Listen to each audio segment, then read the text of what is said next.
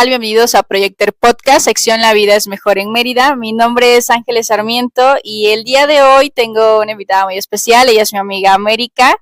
Hola, América. Hola Ángeles, ¿cómo estás? Muy bien.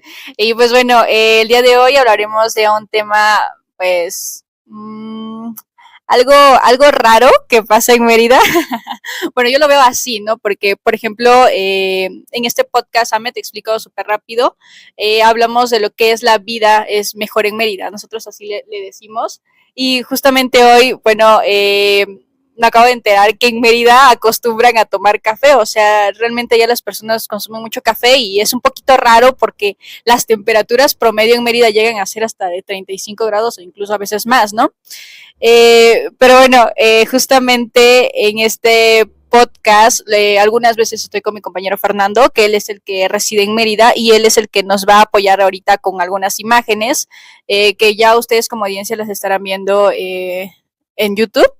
Y justamente él nos menciona que, o bueno, me platicaba un poquito de que las personas se acostumbran a ir a las cafeterías, no solamente o no tanto por el café, ¿no? Sino también por pasar un rato con sus amigos y sobre todo para aprovechar el aire acondicionado, ¿no? Porque él me decía, o sea, yo cuando voy al supermercado o así, o sea, voy y hasta me refresco un rato, ¿no? Cuando vas al banco o a estos lugares donde pues acostumbran a tener justamente el aire acondicionado, ¿no? Y bueno, en este episodio hablaremos sobre dos cafeterías en específico. Una se llama Menta y Rosa, que su concepto es así como tal, Menta y Rosa, ya lo iremos platicando un poquito más adelante. Y otra cafetería que se llama Flores Café. Flores Café justamente, o sea, como que ambas cafeterías tienen un concepto muy marcado y que se menciona mucho en su nombre, ¿no? Como tal. Y pues bueno, empezaremos hablando sobre el origen del café, les daremos algunos datos, ya saben, nuestra sección Dato Time, que Fer la ignoró así, y pues bueno, Ame, espero hayas traído algunos datos para compartir con nosotros. Afortunadamente aquí por datos no paramos. Perfecto. Pues bueno, te voy a contar, Ame, y les cuento a ustedes, a la audiencia, espero no estoy escuchando.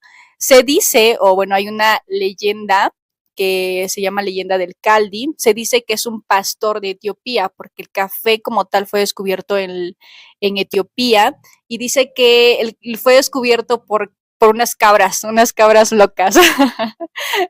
Resulta que las cabras, o sea, bueno, este pastor notó que sus cabras se ponían súper hiperactivas y andaban ahí brincando y demás cuando comían unos frutos rojos, ¿no? Entonces, bueno, o en ese tiempo se le conocían como cerezas rojas, algunas personas lo dicen así, y supuestamente este hombre llevó los frutos a un monasterio y los monjes fueron los que empezaron a usarlo para mantenerse despiertos durante la oración. Imagínate, hasta ellos se dormían en oración. Pues qué bueno que encontraron alguna fórmula y sobre todo una fórmula que, por ejemplo, el café, que siendo pues una frutita tan rica y tan dulce, pues no es tan sacrificable pues acceder a ella y comértela. Pues qué bueno que encontraron alguna fórmula y sobre todo una fórmula que, por ejemplo, el café, que siendo pues una frutita tan... Claro. Y bueno, justamente, Ame, digo, ahorita que estoy mencionándote esto, algún dato que tengas tú acerca de cómo viajó el café en el mundo, cómo llegó hasta acá. Pues sí, mira, eh, justamente como tú decías, el café tiene su origen en Etiopía. Ahí ellos pues lo descubren como justamente ya explicaste y de ahí se va moviendo alrededor del mundo. Digamos, como está localizada en Etiopía, se mueve primero a la parte árabe, llegando a Yemen, después a Arabia Saudita y de ahí se va pues expandiendo y pues al final su efecto, como tú dices, se ve diferente para esa época porque pues tú decías, no, ha de ser algún alucinógeno, alguna cosa muy intensa, opio, por ejemplo, y pues nos va a ayudar y sabe bien y pues, ¿por qué no?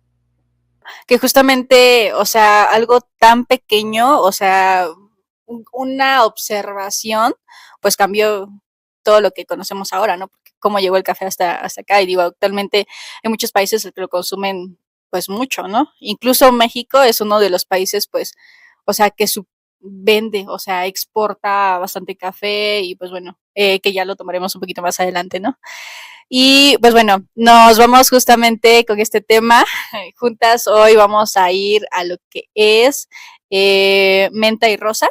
Menta y Rosa es una cafetería que se encuentra en una casona antigua en el centro histórico de Mérida, ubicada en la calle 56, entre 45 y 47. Es una cafetería que se encuentra en una casona antigua en el centro histórico de Mérida, ubicada en la calle. Esta cafetería se encuentra justo a un costado del Paseo Montejo y desde que abrieron se convirtió en un fenómeno, sobre todo en redes sociales, porque, o sea, como gracias a su estética, a su concepto que ellos manejan, a su propuesta gastronómica también, porque cada rincón está diseñado con colores color pastel, especialmente rosa y menta, que ya lo mencionaba, o sea, como tal su nombre, y tienen o sea, un ambiente bastante acogedor, la verdad es bastante tranquilo y sobre todo muy fotogénico, también por eso se volvió muy viral en redes sociales, porque desde menos, sobre todo en redes sociales, que entras, o sea, la parte de afuera,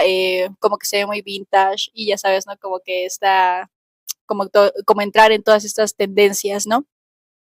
Incluso tienen una cabina telefónica vintage dentro de la cafetería, entonces es como imposible, ¿no? O sea, es como que van y obviamente es imposible resistirse a tomar una foto ahí para tu Instagram con los amigos.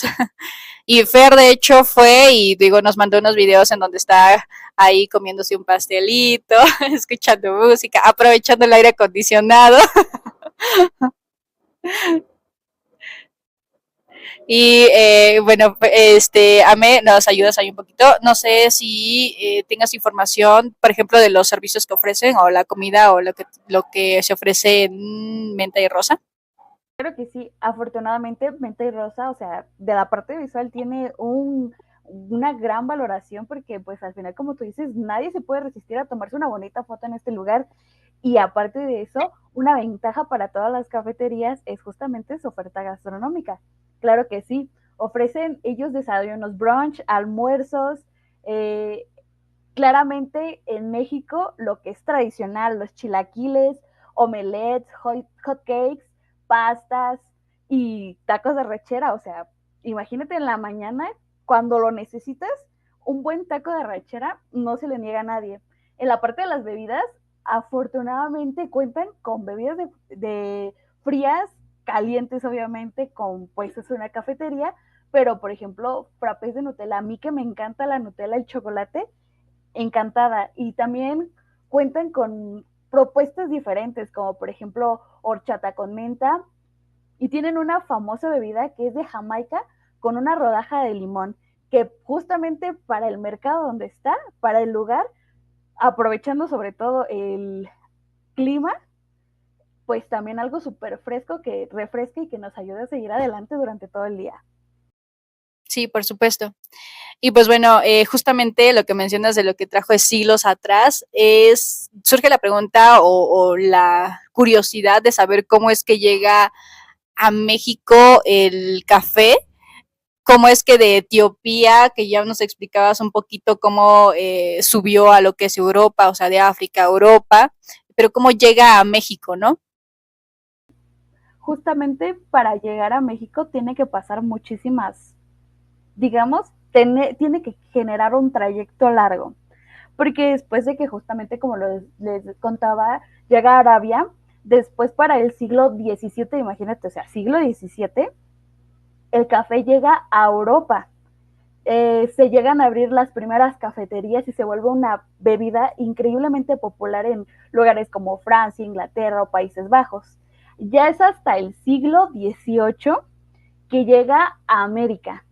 Y es aquí donde se establecen pues principalmente los países que generan estos, pues, esta producción masiva entre los que encontramos Brasil y Colombia. Cualquiera dice, o cualquiera puede haber escuchado que el mejor café es el colombiano, pero pues aquí en México no tenemos nada que pedirle a Colombia, porque justamente en esa época, como llegan ellos a América, llega una persona que él dice, yo quiero empezar a trabajar esta planta. Él es don Juan Antonio Gómez, que llega desde Cuba. Él llega a México y decide justamente en Veracruz, en su propia hacienda, plantar esta planta. Empieza a cultivarla, empieza a trabajarla, y es ahí justamente que se empieza a hacer un poco más masivo la producción de café justamente en Veracruz. En México nosotros sabemos que uno de los estados principales en la producción de café es Veracruz, pero afortunadamente hay otros lugares diferentes que también lo producen. Justamente, o sea, como que, digo, teníamos como bien mencionas, o sea, el café al final no es como tal originario de México, pero sí, o sea, cierto clima en ciertos estados, pues ha hecho de que se produzca y se produzca en una, pues, buena calidad, ¿no? Y justamente esto que mencionas, o sea, como tal, todo el viaje que tuvo que recorrer el café, culturalmente hablando, históricamente hablando, pues en México no se tomaba café como tal, ¿no? O sea, en América, pues, el café no, o sea, ¿no?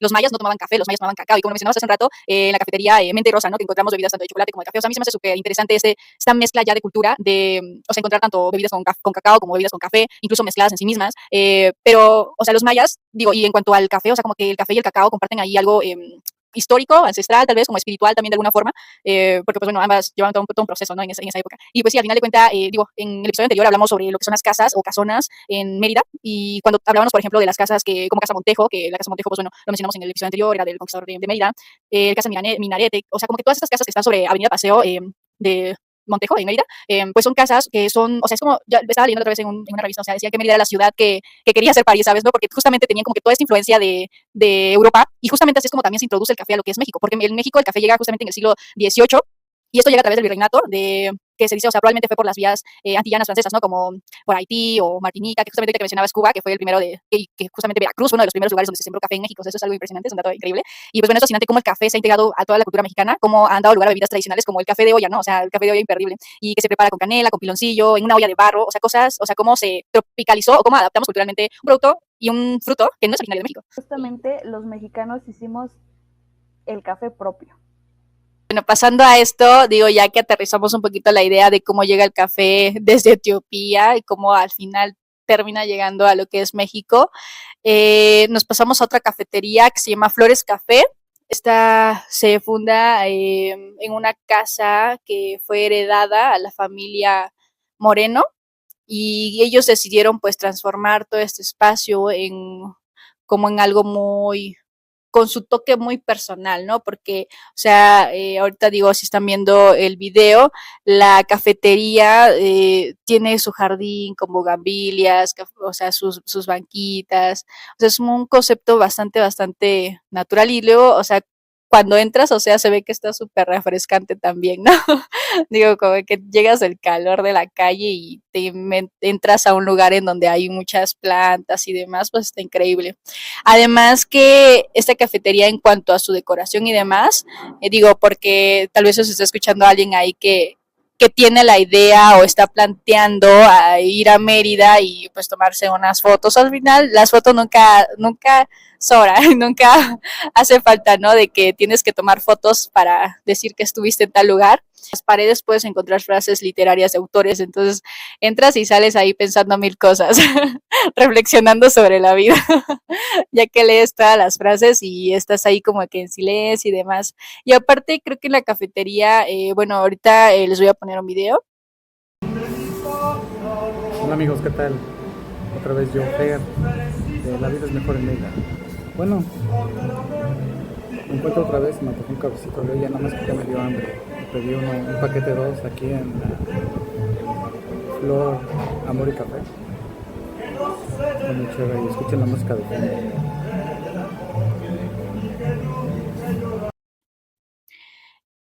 Y si logran escuchar, en la cafetería tienen como que música regional, música tradicional mexicana, si llegan a escuchar ahí en el video. Y pues bueno, justamente, digo, las cafeterías no cambian mucho en cuanto a su menú, en cuanto a lo que ofrecen, simplemente cambian como en los conceptos, ¿no? Y creo que ahí nos puedes apoyar un poquito, Ame, en cuanto a lo que tienen en su, como en su menú y demás. Es justamente a todo esto que ellos acompañen con las frases literarias y esto justamente también lo complementan con estas bebidas refrescantes, porque eso es lo que ellos quieren generar, supongo que con toda, pues, el aura de toda la cafetería, con todas las plantas, las frases, tener un lugar fresco. Por lo tanto, ofrecen estos cafés fríos, pero también ofrecen malteadas, frappés, ese tipo de cosas en las mañanas, los desayunos con chilaquiles, los hot cakes, pasteles fríos que son los que pues llevan esto justamente a un nivel mejor para disfrutar el café en cualquier lugar. Esas son las dos cafeterías que les queríamos presentar para este podcast y ahora sí llegamos a la sección favorita de Fer, aunque hoy no está, aún así no puede faltar en este podcast. Y pues bueno, llegaron los Dato Times. Llegó el momento del Dato Time. Espero que hayas traído tus datos, Ame, saca tus datos. Y bueno, ¿qué te parece si empiezas tú? Claro. Bueno, una cosa súper importante, como lo hablábamos, el café fue visto como, digamos, una bebida estimulante. Bueno, no una bebida, sino un fruto, algo estimulante. Es por eso que no es nada ajeno que el café haya sido prohibido.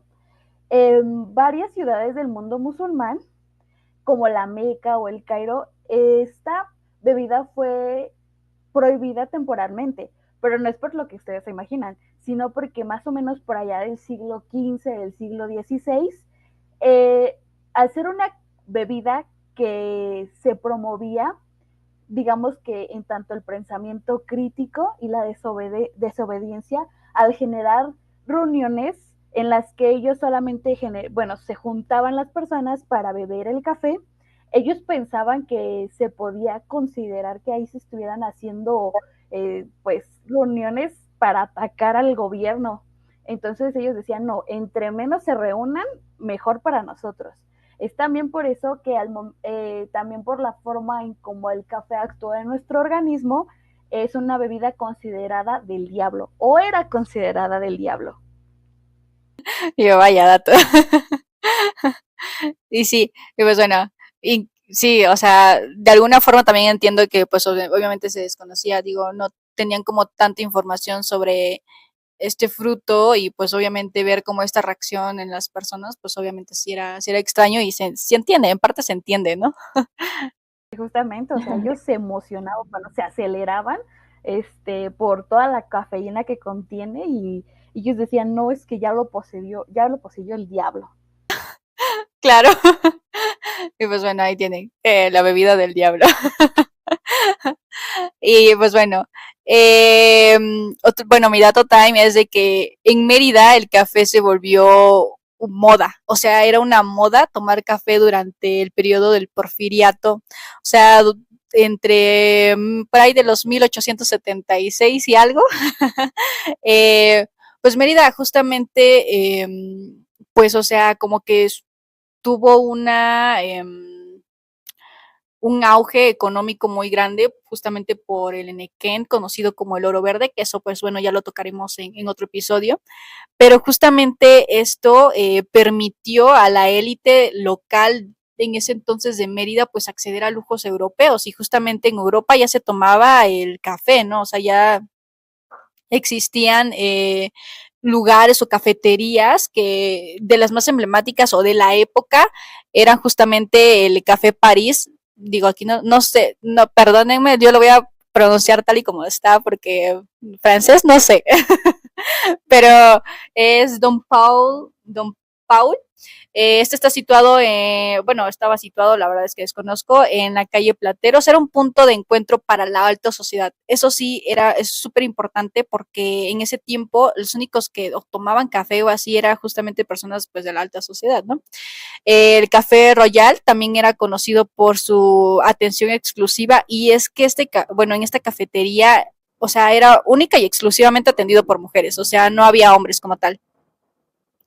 El café, ajá, el café Colón, o también conocido como la Concordia, este era destacado por su antigüedad lujosa y decoración. Representaba la sofisticación de la época, ¿no? O sea, justamente como darle eh, como cierto toque de lujo, de superioridad a las personas, ¿no?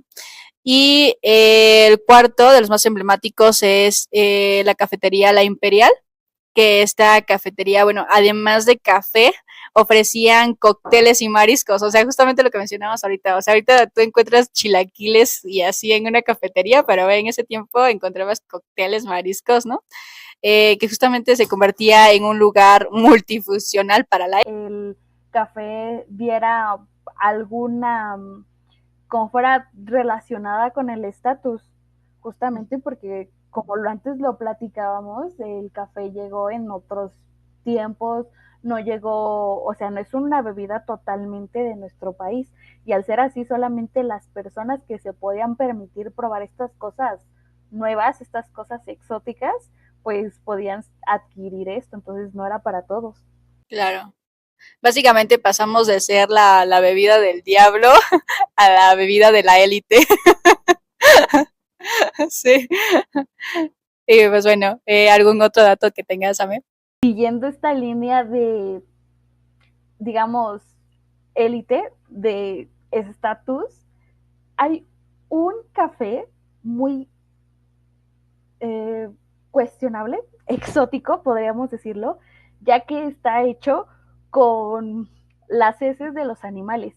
Y créeme, o sea, hablando de que es la élite es porque es carísimo. Es un café producido a partir de granos digeridos por una civeta, un animal que es del sureste asiático. O sea, esto pasa en Asia, no Asia, no hagas eso. Bueno, su precio puede llegar a los cientos de dólares por kilo. Y pues nosotros podemos pensar que tal vez es algo que dices, ¿qué le pasa a esa gente? ¿No? ¿Cómo pueden consumir eso? Pero muchas veces, muchos de los frutos que nosotros consumimos están generados por este proceso. O sea, la semilla la produce, bueno, la consume un animal y después el desecho es lo que nosotros llegamos a obtener como un resultado. Por ejemplo, hay una planta en Puebla, más o menos en Jicotepec, una zona también cafetalera, que se llama acachul. El acachul solamente se da en ese lugar, ya que es una planta que es como unas pequeñas ciruelas, y estas ciruelas, para que puedan, pues, producirse o, digamos, germinar, tienen que ser primero con, bueno, digeridas, comidas digeridas por un pequeño pajarito, y este pájaro con su desecho es lo que hace que pase un proceso que sea más fácil, que pues pueda germinar esta planta y de ahí sacar cosas como vinos, dulces. Es casi como un capulín. Ahora tú otro dato que tengas que me puedas regalar, o yo te regalo uno más. A ver, ahí te va otro dato. Ok, digo, siguiendo con esto de la élite, seguimos. Seguimos porque vaya, gente rara. Pero bueno, justamente, digo, continuando con esto, con este auge de lo que fue el café en Europa, sobre todo en esos tiempos, pues bueno, las cafeterías se consideraban como centros de cultura. O sea, eran centros donde se reunían personas, o sea, como políticos, pintores, escritores, eh, o sea, empresarios, por ejemplo, y eran espacios donde podían discutir de temas políticos, también se compartían noticias y se fomentaba sobre todo muchísimo lo que es la creatividad. Incluso en lo que fue Mérida se adoptó justamente también todo este concepto, o sea, como que las personas que asistían, pues realmente eran personas como de la élite, o sea, personas ricas, y justamente la participación de artistas locales se vio reflejado en las cafeterías. Por ejemplo, Felipe Salazar Ávila, conocido como Pichorra, es un poeta y humorista nacido en Mérida. Bueno, este señor fue conocido por sus versos picarescos y su habilidad para la improvisación, y sus obras circulaban en folletos, o sea, en ese tiempo, y justamente también se recitaban dentro de cafés y tabernas, convirtiéndose en una figura central en las tertulianas locales, o sea, pues básicamente así es como también se dio a conocer y eran lugares en donde se admiraba y se apreciaba tal vez el arte que él hacía. Incluso José María Velasco, que bueno, aunque principalmente es asociado mucho con lo que es la Ciudad de México, su influencia se extendió a toda la élite cultural mexicana en ese tiempo, o sea, fue alguien muy, muy grande.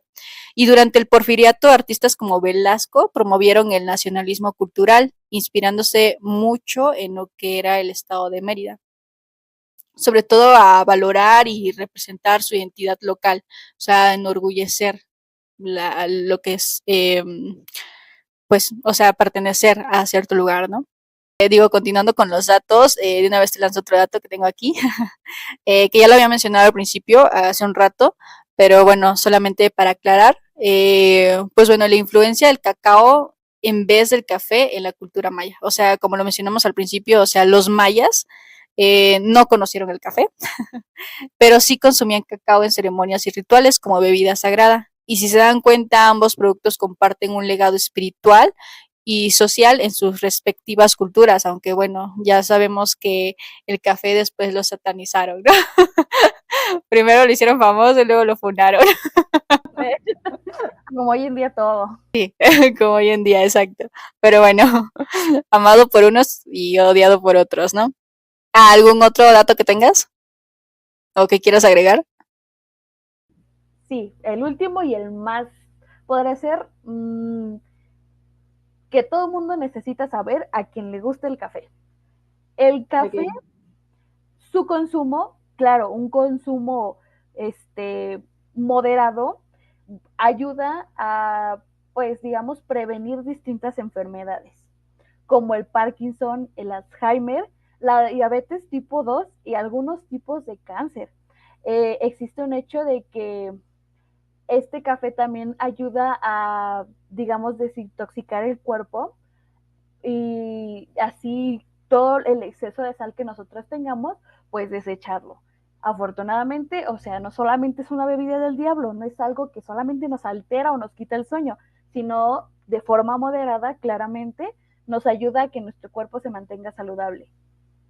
Pues bueno, para cerrar esta sección de Dato Time, el último dato que les tengo, pues bueno, el café es la segunda mercancía más comercializada en el mundo. Y es que después del petróleo, el café es el producto más comercializado a nivel global. O sea, imagínate la magnitud de café que se comercializa. Sí, y se estima que más de 2.000 millones de tazas se consumen cada día en el mundo. ¿Ah? ¿Cuántas de esas provienen desde Mérida?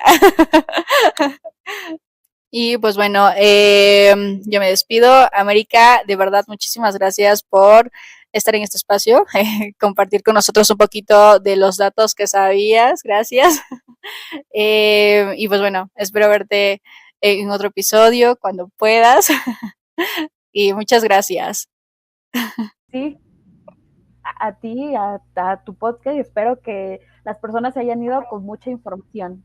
Y así cerramos este recorrido de, sin duda, Mérida nunca deja de sorprendernos.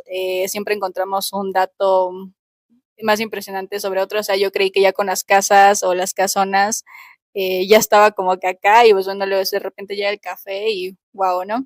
Y bueno, no olviden visitar lavidaesmejorenmerida.com, ya sea que busques una segunda ciudad para vivir, para vacacionar, para rentar o para invertir, ahí encontrarás los datos de Fer, mis datos, los datos del equipo de Projector básicamente, y no olviden seguirnos en nuestras redes sociales, ahí estaremos subiendo los videos y fotos de las cafeterías que se visitaron esta vez y sobre todo para contarles más secretos de la cultura cafetera con el calor en la Blanca Mérida. Hasta la próxima.